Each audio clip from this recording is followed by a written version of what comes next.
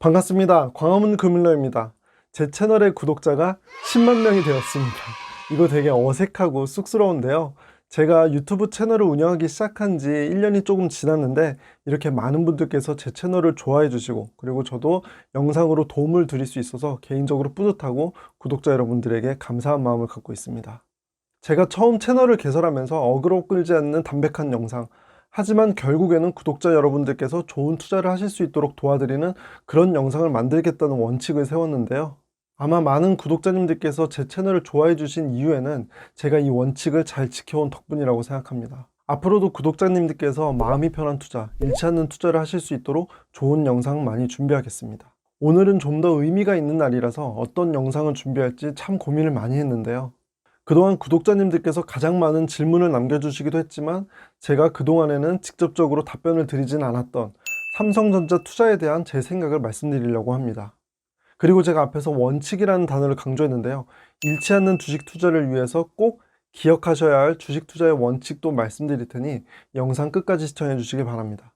영상 보시기 전에 좋아요와 구독하기, 그리고 알람 설정 부탁드리고요. 자, 그럼 시작하겠습니다. 지금 보시는 표는 구글에서 삼성전자라는 키워드가 얼마나 많이 검색되었는지를 나타내는 그래프인데요. 작년 9월부터 12월까지 삼성전자의 검색량이 엄청나게 증가하다가 최근에는 상대적으로 많이 줄어든 것을 확인할 수 있습니다. 그만큼 작년 연말에는 삼성전자에 대한 사람들의 관심도가 높았고 주가도 계속 오르면서 과열 양상을 보였다는 거고요. 이렇게 많이 올랐던 주가가 최근에 조정을 받으면서 사람들의 관심도 시들해진 것을 확인할 수 있습니다. 실제로 작년 연말에 삼성전자 지금 투자해도 되냐고 댓글로 질문해 주시는 분들이 정말 많았는데요.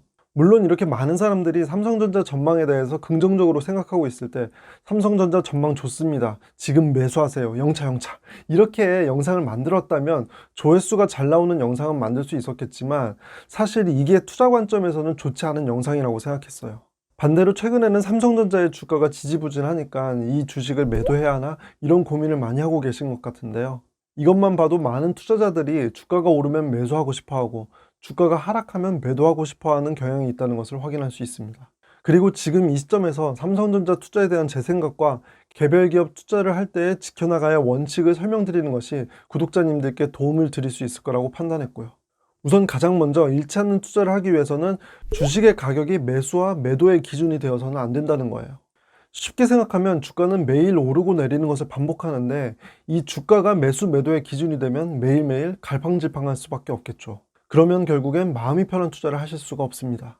단지 주가가 하락한다는 이유로 매도를 하시는 분들은 주가가 상승한다는 이유로 다른 주식을 매수하실 가능성이 높아요. 그러면 새로 매수한 주식은 주가가 어느 정도 오른 상태이기 때문에 또 주가는 조정을 받아서 떨어지게 되고요. 그러면 또다시 손실을 보게 됩니다. 결국엔 내가 주식을 사기만 하면 주가는 떨어져서 손실만 보는 과정을 반복하게 되는 거죠. 그러면 반대로 주가가 하락할 때 사서 주가가 상승할 때 팔면 되는 거 아닌가요? 이렇게 생각하실 수도 있는데요. 그것도 아닙니다. 바닥 밑에 지하 있다는 말이 있죠. 주가가 충분히 많이 떨어졌다고 생각해서 매수를 했음에도 불구하고 더 떨어지는 경우도 많아요. 그리고 이렇게 주가가 많이 하락한 다음에는 기약 없이 회복되지 않는 경우도 많고요. 설령 운이 좋아서 주가가 다시 회복해서 수익 구간이 온다고 하더라도 다시 떨어질까 봐 무서워서 금방 팔아버리게 될 거예요. 그런데 많은 분들이 이미 아시겠지만 이상하게도 이렇게 해서 매도를 해버리면은 그 이후로 주가는 날아가 버리게 됩니다. 그래서 결론적으로 주식을 매수하고 매도하는 기준이 주가가 되어버리면 주식 투자에서 좋지 못한 결과를 가져올 때가 많습니다. 그러면 역시 우량한 주식은 가격에 상관없이 10년이건 20년이건 꾸준히 매수하는 게 정답이군요, 이런 결론을 내리실 수도 있는데요. 이건 반은 맞고 반은 틀립니다. 물론 단기간에 주가 상승과 하락에 일희일비하는 투자를 하는 것보다는 이렇게 우량한 주식에 장기 투자를 하는 게 성공할 확률은 훨씬 높아요. 하지만 요즘같이 기술의 발전 속도가 빠르고 트렌드가 빨리 변하는 시대에는 1년 후를 예측하는 것도 어렵잖아요. 이런 상황에서 지금의 우량 기업이 10년 후에도 20년 후에도 돈을 잘 버는 우량 기업일 거라고 미리 판단하고 무작정 실행에 옮기는 것도 현명하지는 않을 거예요. 여기서 개별 기업에 투자를 하는 것과 ETF에 투자를 하는 것에 약간의 차이가 있는데요. S&P 500 ETF에는 미국을 대표하는 우량한 기업 500개가 포함이 되잖아요. 아마도 지금의 S&P 500에 포함이 되는 기업과 30년 후에 S&P 500에 포함이 되는 기업에는 많은 차이가 있을 거예요. 하지만 미국이 전 세계에서 지금과 같은 지위를 계속해서 유지를 한다면 이 500개의 기업은 현재도 그렇고 30년 후에도 그렇고 계속 돈을 잘 버는 기업일 가능성이 아주 높을 거예요. 그러니까 이런 ETF로 계속해서 모아나가는 계획은 수익을 안겨다 줄 가능성이 높은 계획입니다. 반대로 개별 기업에 투자를 하는 것은 상대적으로 확률이 낮고요. 그렇다면 삼성전자와 같은 개별 기업에 투자를 할 때는 어떤 투자 원칙이 필요한지 궁금해지는데요. 우선 첫 번째는 매수할 때 주가가 아니라 좋은 투자 아이디어를 갖고 투자를 해야 한다는 거예요. 그리고 두 번째는 현재 좋은 투자 아이디어를 갖고 투자를 했으니까 장기 투자 계획을 세우셔야 하고요.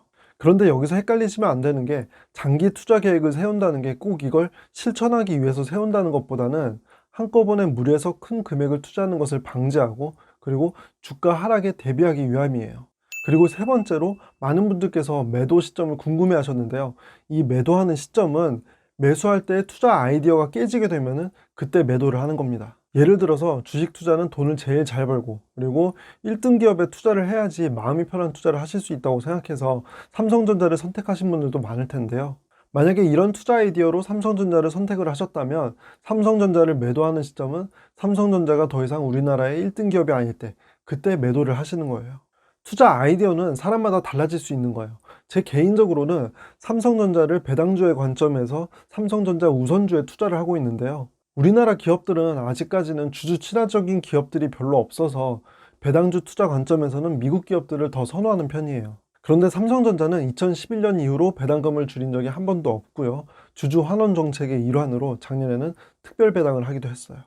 상속 이슈도 있었지만 이걸 제외하더라도 꾸준히 배당금을 늘려온 것은 사실이고요.